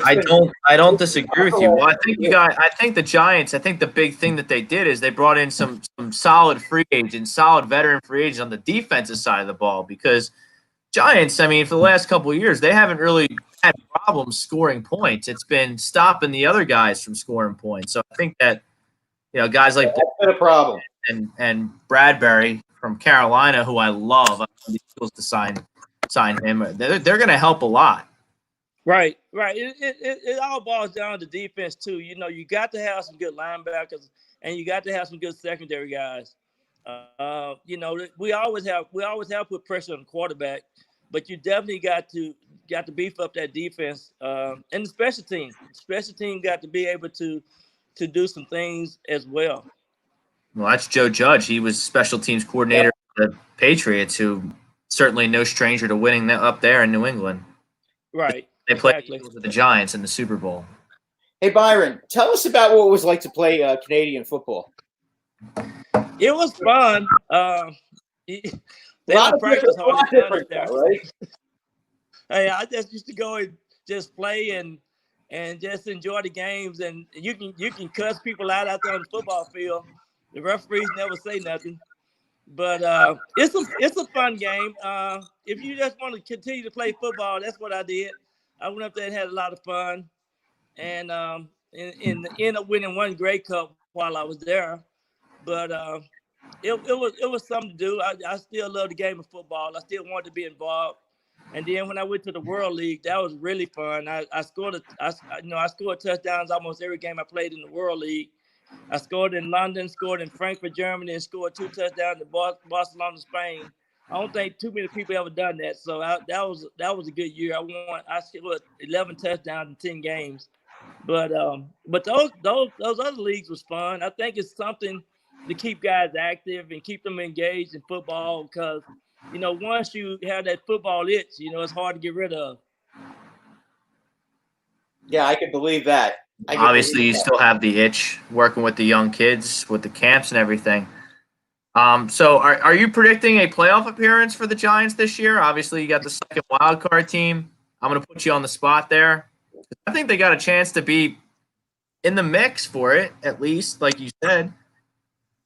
I think, see, what people don't realize is staying healthy throughout the year. I think the young quarterback Jones going to do well. I think I think we're gonna make the playoffs. I think the Giants. There you go. I like it. Even though I hate that's it. I love the boldness, Byron. I love the boldness. Because every time, what I love about the Giants too, every time they come to Dallas, you see the Giants fans come here, and we are the most respected teams. I think even on the road. So people know they got to play a perfect game to beat the Giants. Right. Yeah, the fans travel well in the Northeast. Yes, Absolutely. They do. Yep. Yes, they do. I think they're going to be a lot better too. I really do. I'm just concerned about their schedule because they've got a very tough schedule this year. You don't know about the schedule. You don't know about the schedule. I mean, listen. Come to fruition. I mean, look at the Eagles. They lost a guy in training camp, Brandon Brooks, a great offensive lineman. Now their whole outlook's different. Right. Which kind of brings the Giants back into the mix, I think, for the East. Because I'm concerned about the Eagles right now. Still have that beastly defensive line, though, right? That's true. Well, Byron, we thank you for a few minutes of your time. We really appreciate you coming on. We wish you the best of luck with your camps and your what was it, your nephew that coming to TCU next year? Yeah, my nephew Jacoby Jackson. Jacoby Jackson will certainly look well. He certainly looks. I got my book right here, the number 87. So if people want to go on Amazon and it's a really good kid book. The number 87. It's out there on Amazon. So it's out there on Amazon. What it looks like. Put it on so we can see. Put it up again, Byron. Okay, there you go. We'll blast that out on our social media accounts. We'll try to get some more sales. Okay, sure. Yeah, you guys are great, man. Thanks for having me on. Absolutely. I talked to Zeke Moad and Bobby Johnson, those guys. We stay in touch with those guys. So it's always great to be a former Giants because these guys are first-class individuals. Absolutely. Always enjoyed those guys, too. Bobby Johnson, still remember the 4th and 18 in Minnesota. I know he's loving that. Yeah, still remember that. I know it was a long time ago, but you don't forget that. Yeah. Hey, thank you guys for keeping the memories live, and thanks for being the All Sports Radio Hounds and all that good stuff. And absolutely, congratulations on you guys having all the success as well. I appreciate you guys having me as well. Well, we appreciate you. Thanks a lot, Byron. Have a good evening. Okay. And there's the book. There's the book on the bottom of the screen there, number 87, available on Amazon. Your author right there, Mr. Byron Williams. A good little good little New York night we got cooking here for you, Brad. On I wasn't trying to do that. I bet. Yeah, No, I bet. It just happened to work out that way. No, but he was great, and Ron was great, and that was absolutely. And look, I feel like I'm trying to sell you on the Giants more than you're trying to sell me and the A2D family here on the Giants. I think the Giants are going to be a tough out. Whether they win all the games, I'm expecting them to win. But I don't think it's out of the question that the Giants win 8-9 games this year. Oh, it's not out of the question. But the whole thing, as I said, it's going to be tough for them because I just think that there's a lot of games that I don't know that every team has a tough draw. Huh?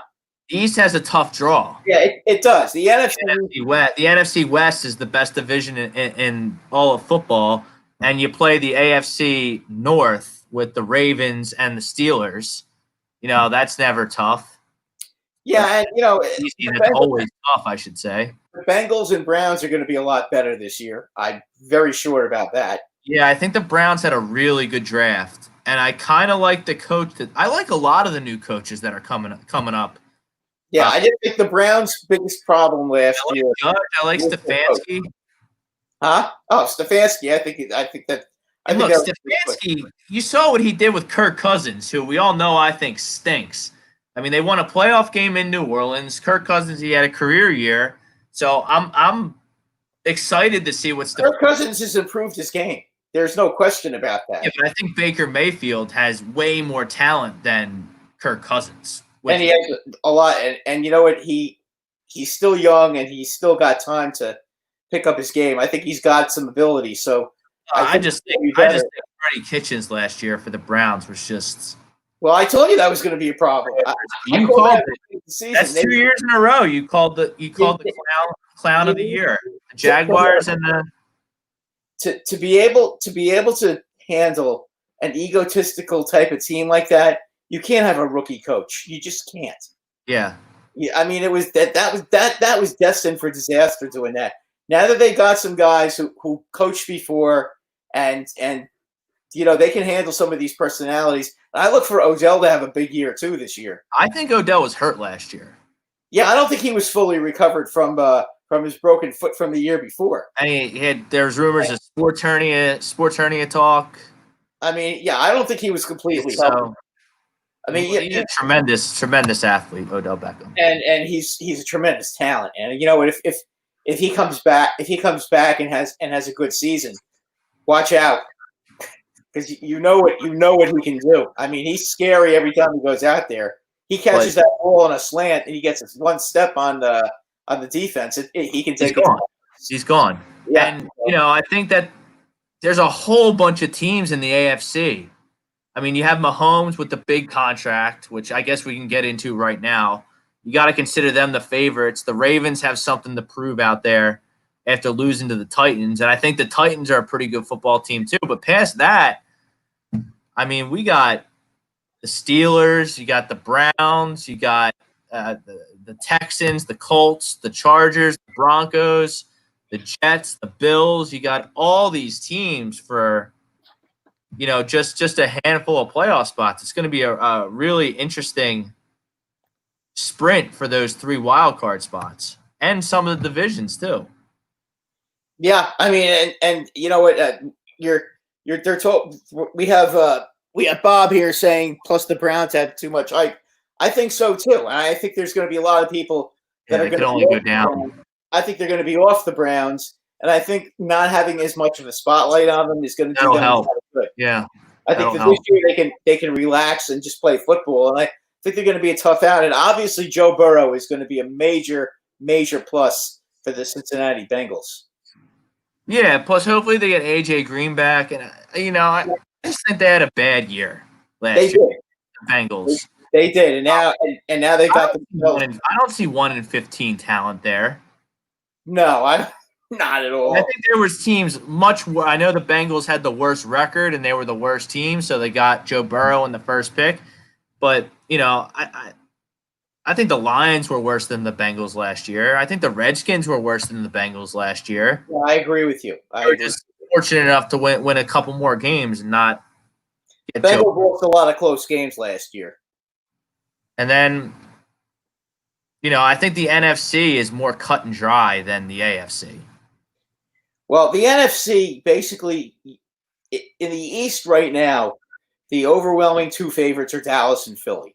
Okay, the Giants still have a lot to prove, and I don't think the Redskins are quite there yet. I think the Redskins have to build their offensive line. The North. I mean, many surprises. I mean, there's surprise teams, but I don't see many surprises in the NFC. I think Tampa's going to be real good. I think New Orleans is going to be real good. Atlanta is one of those teams that could go either way. I think the Rams bounce back big time. They could. The Cardinals have ability too. I mean, it's going to be a very. I think it's going to be a lot of it's going to be, as Byron said, injuries are going to play a big part this season. If they play, and who gets sick too. Who stays healthy and who gets sick. And I love what he said about the NFC East. So I think the rivalries within the NFC East are maybe the AFC West with how Oakland made all those enemies back in the day. Maybe that there's something there. Yeah, but Oakland is just NFC East is just brutal. Yeah, Oakland hasn't really been. I mean, they had a couple of good years, but really, they stink now. Yeah, for the last 30 years, I mean, they've had a couple of good years, but they kind of fallen on hard times, kind of like the Jets the last 20 years. I mean, they really haven't. They haven't had enough time at the top to be that kind of a rivalry anymore. I mean, I remember back in the day, Oakland and Kansas City was always a prime time matchup, and the hate was real on both ends of the field and in both stadiums. I just know, now that they're in Las Vegas, I mean, is it going to be the same? How can it be?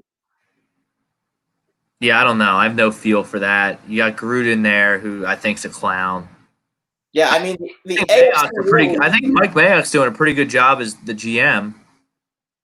Yeah, the AFC really the biggest rivalry, in my opinion, is the Browns and the Steelers and the Ravens. By far is especially over the last 10, 15 years. I mean, that right now that in the AFC that's the those are the two those are always two must-watch games. Well, and then those two teams, they're like the Eagles under Andy Reid. If they have a bad year, you can rest assured that they're not going to have a second bad year in a row. No, they're gonna fix the problem. Expect the Steelers to be good, but I don't know. I'm looking forward to diving into the AFC, my AFC playoff predictions.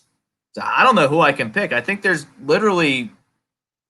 legitimately 12 teams I can pick to make the playoffs, and it's not a hot take or off base or anything like that. No, I still think the Jets have a shot to make the playoffs too. The only thing I worry about, I mean, 6-3 with Darnold last year, Brad. I know. The only thing I worry about is they improved their offensive line big time. But do they improve it enough to make the playoffs though? That's the question. Yeah, it is a lot better. There's no question. I like the Jets a lot. I think I do too. I mean, I like the Bills too, but the thing with the Jets is Adam Gase going to be able to outcoach Sean McDermott in a big spot late in the season? I'm not a big fan of his. I really do think I don't think I'm not an Adam Gase guy. I don't think anyone's an Adam Gase guy. Yeah, hopefully we're wrong. I from what I've heard though, from the Jet fan groups is that I like the Jets. A lot of my college friends were Jets fans. Yeah, I mean the Jets have if the Jets don't have a good team this year, you can be sure Gase is going to be gone. I mean, I think that goes without saying. I think that their GM that they got from Philly, Joe Douglas. He's got to figure out. He's got to get Jamal Adams squared away. Yeah, he does. And did you hear now? The guy in the Browns, what's his name? One of the guys in the Browns now has demanded a trade. Oh, Njoku, the tight end. Yeah, the tight end now wants. I mean, with all due respect to David Njoku, he's not a good enough player to be demanding anything. Yeah, I mean, come on, how many teams really are going to want to have him on their team? I mean, he's a nice player, but I mean, He's a backup tight end. He's a backup receiving tight end. Yeah, there are a lot of tight ends that are as good as him. And for him to do that, he's just kind of... Yeah, but, his agent is loudmouth Drew Rosenhaus, and they're bent out of shape because the Browns went out and upgraded their tight end position and gave Austin Hooper from Atlanta all that money. But Austin Hooper is better. I understand that, yes. I mean, listen, you know what? If this guy is that good, then they'll throw him the ball a lot. Pronger's best friend. I missed the Titans-Ravens rivalry when the Titans had Eddie George and Steve McNair. Yeah, they had some battles. Yeah, they had some battles. They had playoff games too, really. Because, those Ravens teams in the early 2000s, they obviously hit you in the mouth. And those Jeff Fisher, Steve McNair Titans teams, they hit in the mouth as well. So, yeah, that was a good rivalry. That's a good call. Titans and the Colts and the Patriots when Peyton played against Brady. Those were always classic matchups too. Absolutely. So, there were some good ones, but I think right now I think that there's no question that Pittsburgh and the Ravens are the best matchup in the AFC right now as far as rivalries go. I think you're going to see some good ones. I think in the South West. What is it? The South Division? Is that the one with the South? The AFC South. The AFC South. Oh, with Houston and Indy and Tennessee and I think you're going to see Indy and Tennessee. I think you're going to see some very lively type games there with those. With them. I don't know. The more I think about the Colts, the more I don't like Phillip Rivers at all. Well, he's going to get to play indoors, and he's got a lot of weapons. He had a lot of weapons in San Diego too, in LA too. But the Colts have a better defense than the Chargers did last year. So Chargers were hurt last year. Yeah, no, I know they were.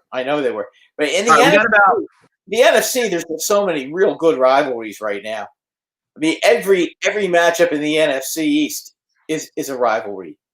I think when you see the Falcons and the Saints, those two teams can't stand each other. Those cities hate each other. At least that's what I've heard. The Rams and the 49ers still hate each other. That's still the Seahawks and Niners. They were at each other's throats for a few. And that one's going to be must watch football this year as well. We got to have a rivalry. We got to have a rivalry show. Yeah, the Bears and the Vikings, the Bears and the Packers. We got to have a rivalry show one of these weeks.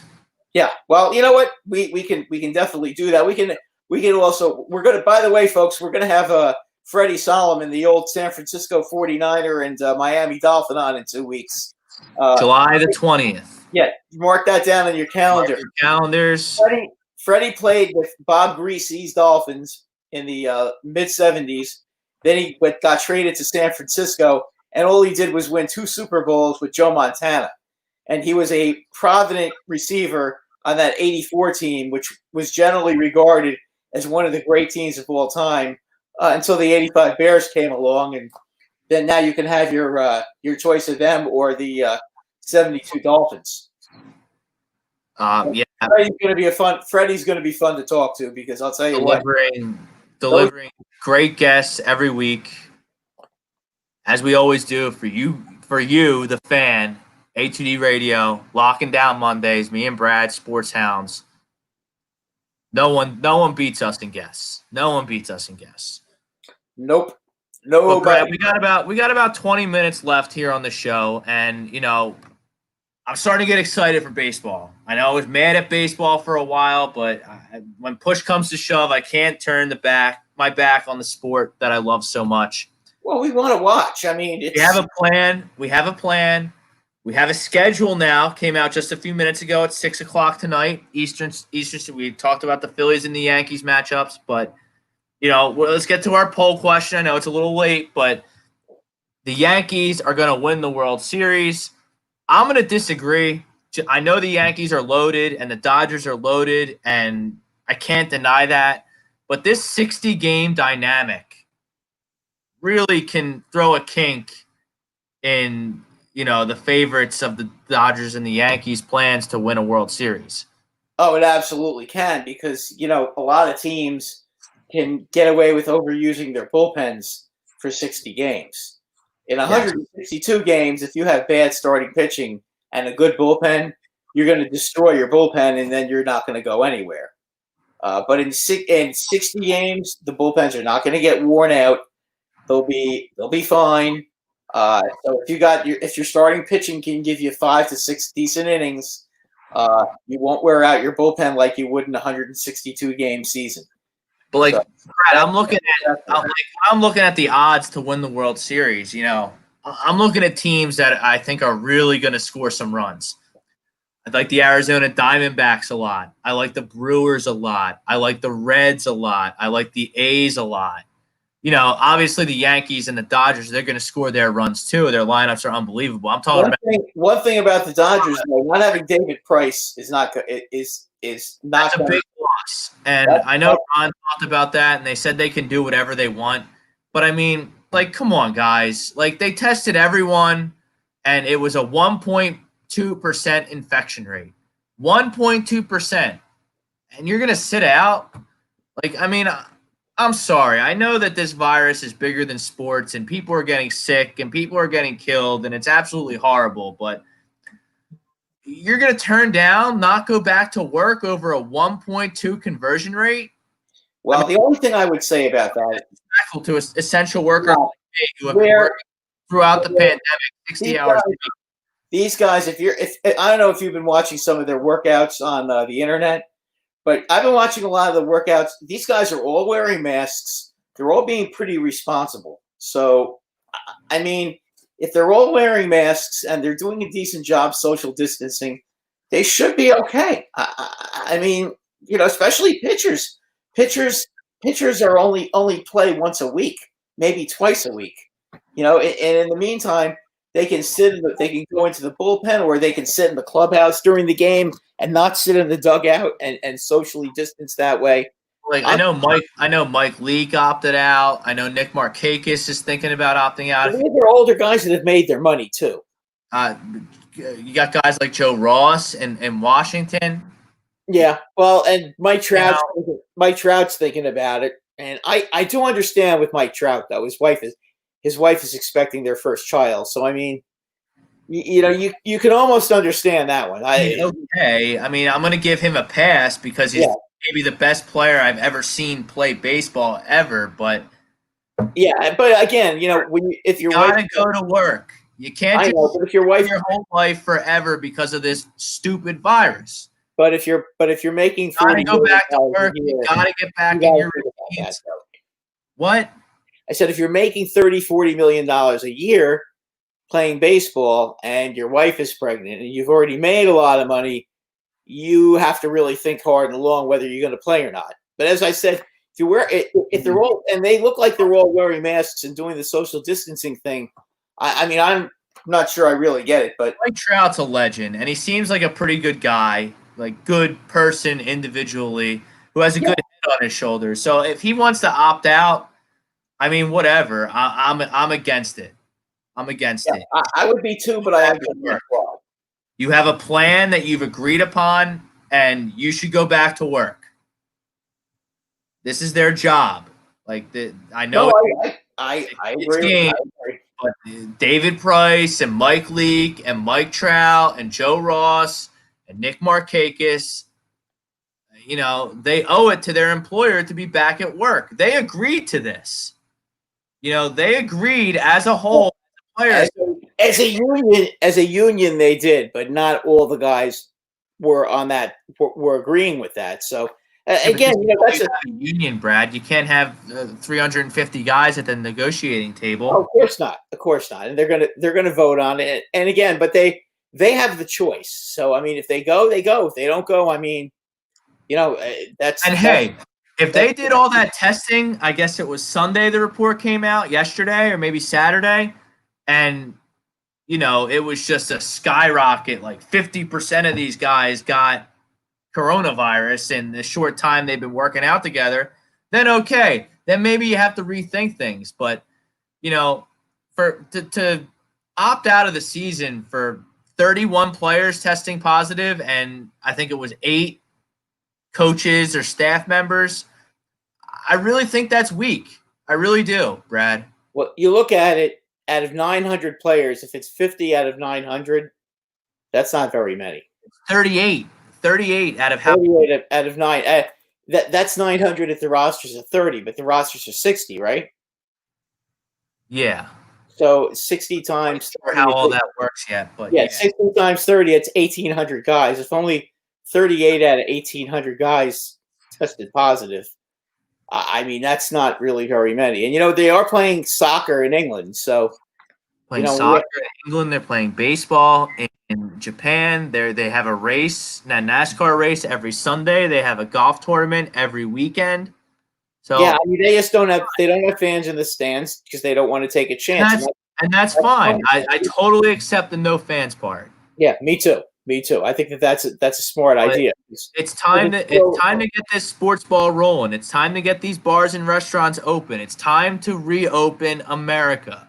You can't live scared of this virus forever. You just can't. No, but you do. But people got to make a living. But a lot of people need to wear masks when they're putting. I totally agree with that. I wear a mask all the time. That's the problem, though, Rob. You have people. I mean, this past weekend, across the street from where I live, there's a restaurant. Okay. Yes. I mean, these tables were all jam packed. Okay, and they weren't more than maybe 2 feet apart. The chairs were like backed into each other, with people. Well, they're not. That restaurant should be shut down immediately. Nobody's wearing masks and nobody cares. Well, they're not following the rules. No, they're not, and that's Bucks County, Pennsylvania. I've been out to dinner a couple times, and I've been very impressed about what the restaurants have done to stay safe. I've been impressed with what the patrons have been doing to keep themselves safe. Now, some of the rules are ridiculous and hypocritical, but I guess that's just the way it is in the time we live in now. But, I mean, that's a bunch of nonsense. And then you have those jackasses in Alabama throwing COVID parties, putting all the money in the pot, having a big party, and whoever gets COVID first wins all the money. Like, that's ridiculous. Well, that's just reckless. And, this is the problem. That's why this country still continues to have COVID problems. And while the other countries are starting to get cleaned up because people don't listen. It's always got to be about politics instead of just doing what you got to do to stay healthy. And until people stop with the politics, unfortunately, this is where it's going to be. So I hope that these baseball players will play. I'm really looking forward to seeing hockey. Hockey is starting to get exciting. It's getting close to it's getting closer and closer. Yeah, I mean, we're opening hockey training camps next week. I'm really excited for hockey. Yeah, I mean, that's gonna be a lot of fun. I don't know what's going to happen with the NBA. They've been very quiet about their situation right now. Yeah, a little too quiet, huh? You think? Yeah. Something's going on. But, I mean, if the NBA doesn't come back, I mean, I don't need to go watch the Sixers go 2-6 in those 8 games and then get swept out of the first round. I could really do without that agita, to be honest with you, because I don't like the Sixers even a little bit. I haven't liked the Sixers even a little bit for months. Now, I think the team is constructed poorly. I think the coach is not good, and I can't stand Joel Embiid. I recognize he's a good, talented player, and he's important to the Sixers' success, but I don't trust him even a little bit. I think he's immature, and I think he's soft. Well, listen, he'll have his chance to prove you wrong. And I know you. If he goes out there and he plays the way he should play, you'll be okay with him then. But he's got something to prove for you. Is he going to play like he's supposed to one night, get all cocky, and then score 0 points, which we've seen him do the next night? One would hope not. But again, he's got to prove that, and the fans, listen, even the fans that are here on our show just said they're, Pronger's best friend says Embiid is soft. I mean, it is what it is. Everybody, he's gotten that reputation, and it's up to him to.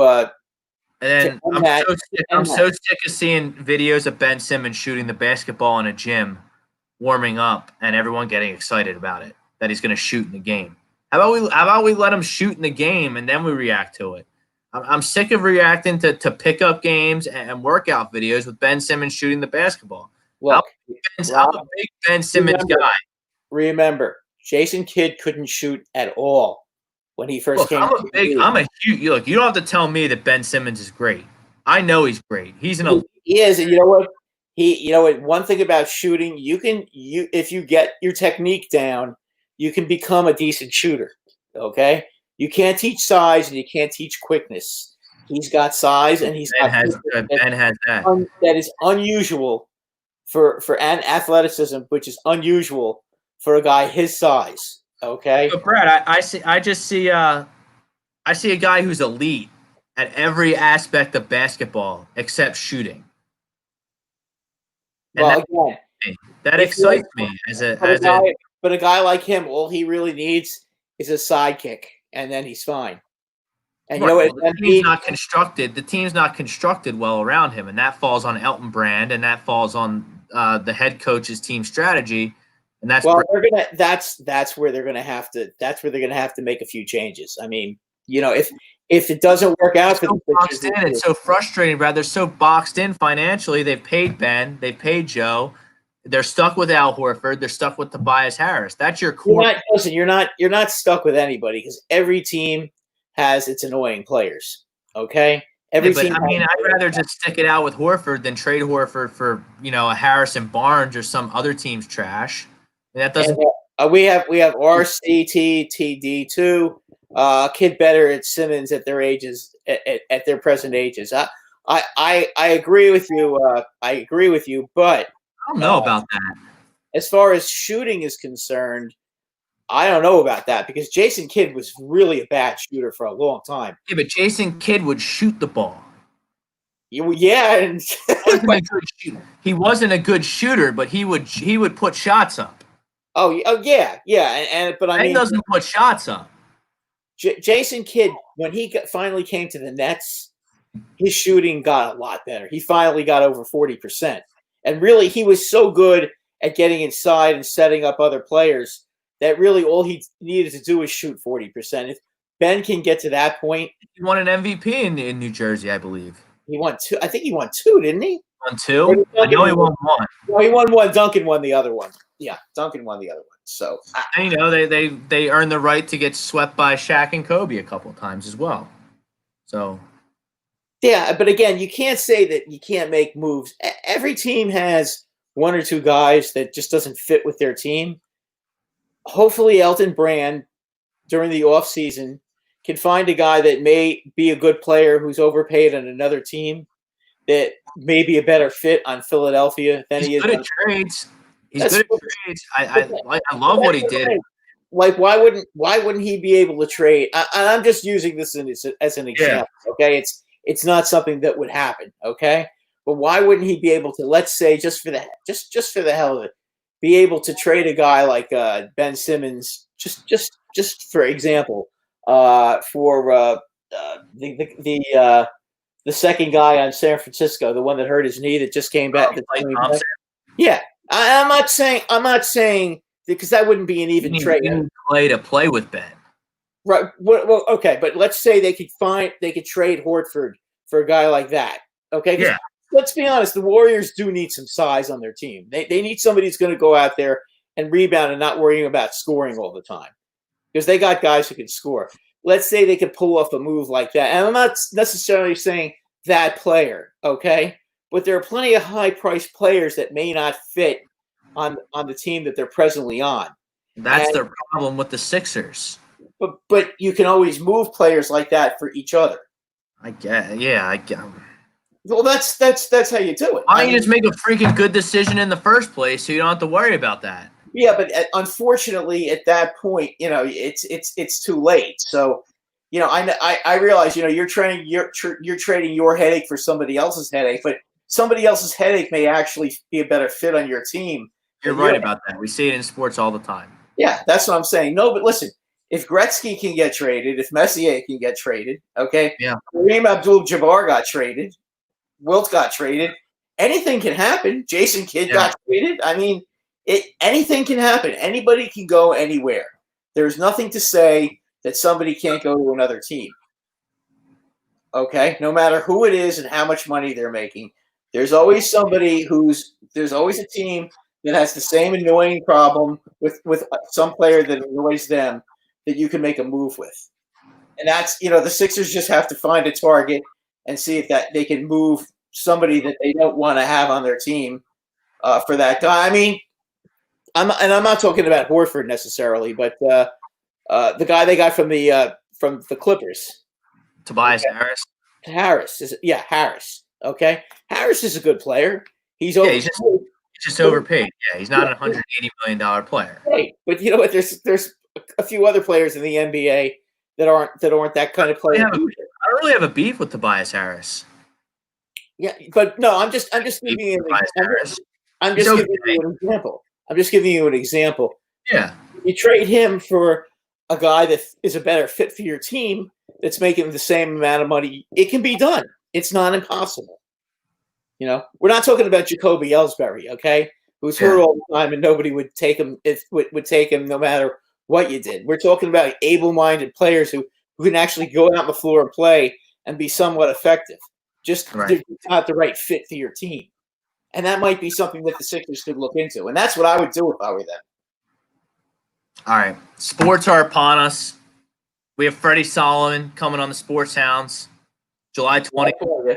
Is that 7 o'clock? We don't have anybody yet for next week, but I'll work on it. And we'll get somebody.